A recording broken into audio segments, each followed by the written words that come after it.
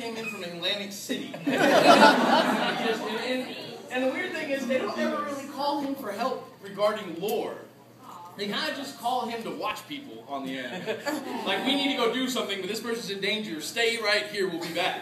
That's pretty much his entire role in the anime. It's like babysitting duty. And I'm like, really? And I don't really understand why this is. I don't really get the... And there's no rivalry, really, between John Winchester and him. Like, we don't get the backstory of the fact that the last time he saw him, he pulled a shotgun on him. Like, they take all that out. And I guess maybe because they don't have firearms in Japan, and that would seem really extreme to them to pull out a shotgun and aim it at someone who's supposed to be your friend. In the South, it's kind of par for the course. But in Japanese culture, they don't really understand. I mean, they understand firearms, they don't really have them, and so it's a bit of a problem for them. So, but yeah, it horrified me as well. When the first time they called him on the phone, I'm like, yes, Bobby made it into the anime. And I'm like, who is that? When it came up, I'm like, please don't tell me that's not Bobby. And it's Bobby. Yeah, he looks horrible, and I know, it's terrible. So, you look more like Bobby. Yeah, exactly. And it really bothered me that they messed that up. So anyway, so that's really all I wanted to talk about related to the anime, just because they really wanted me to come in with an anime theme to it. What I spent last year doing, well, actually the year before last now, I guess, was writing a book on the mythology of Supernatural, which at first I was like, I was kind of wasn't sure what they were asking me to do. I thought they wanted me to write a book on like the mythology of supernatural things, and they were like, no, it's a TV show. I was like, okay, I will find it. Thank God for like pirating websites on television. I had to watch like the first 4 seasons in a month. That was a really eventful month. I pretty much didn't sleep for about 3 weeks. I just sat up in my office on campus watching streaming videos of with like Russian and Filipino subtitles in the bottom on the computer. But I would never repeat that.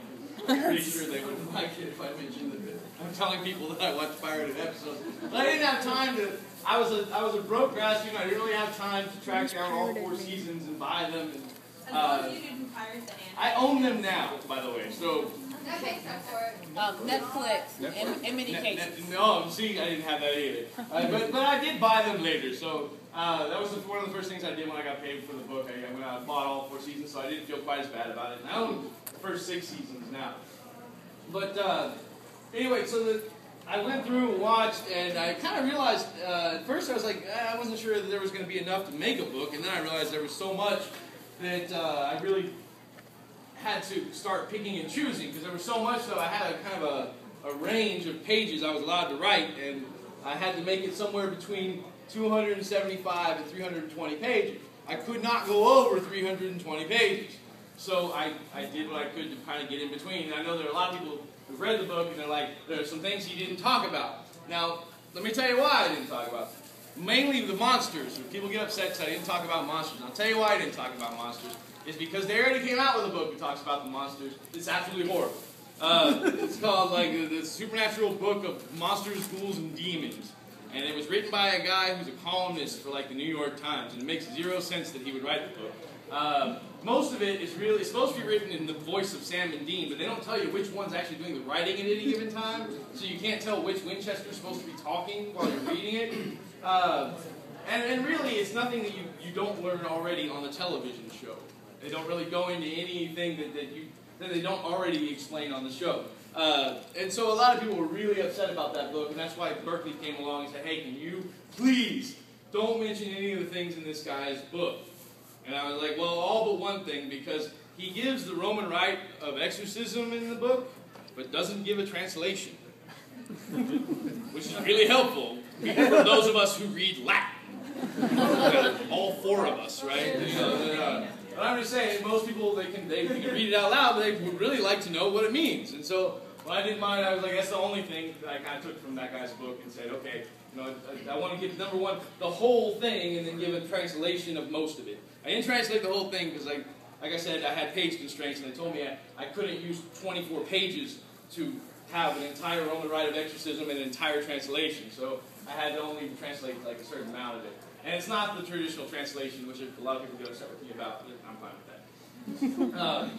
So anyway, so I kind of tried to stick to the stuff that's kind of come up since season 3. Angels, demons, Armageddon.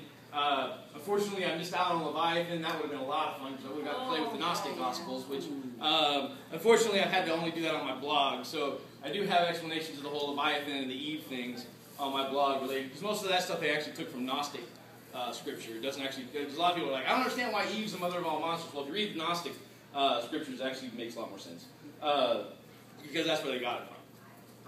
And same thing with Leviathan. It's not really the Judeo-Christian Leviathan they're talking about. They're talking about the Leviathan related to the demiurge, which is like this angry god that got created during the early 8 stages of creation. And that's, according to Gnostics, that's the god that the Jews worship, and that's why they don't like each other. Because they don't tend to get along. When you have 2 versions of creation and they're completely different, they tend to get angry with each other. So anyway, so what I'm going to do right now, I'm not going to sit here and just rattle away about it, but if anyone has any specific questions related to certain mythological aspects of the show, I would be more than happy to answer those questions. In the back. Do you Google, what sources do you use for your mythology? Okay. That's a good question. A lot of people ask me that. First of all, I never really use Wikipedia or Google. I definitely never use Wikipedia. Primarily because the great thing about Wikipedia is that anybody can go on there and add their knowledge. And the problem with Wikipedia is that anyone can go on there and add their knowledge. And, you know, like for example, Dutch rounding, which is one of my favorite examples. For a long time, Wikipedia explained that Dutch rounding referred to a period of time in which Dutch merchants were extremely prosperous and thus grew round. That was on Wikipedia for like a year. Nobody changed it. And I'm pretty sure other people were like, ah. So what does it actually mean? I have no idea. No clue whatsoever. One more question. Okay.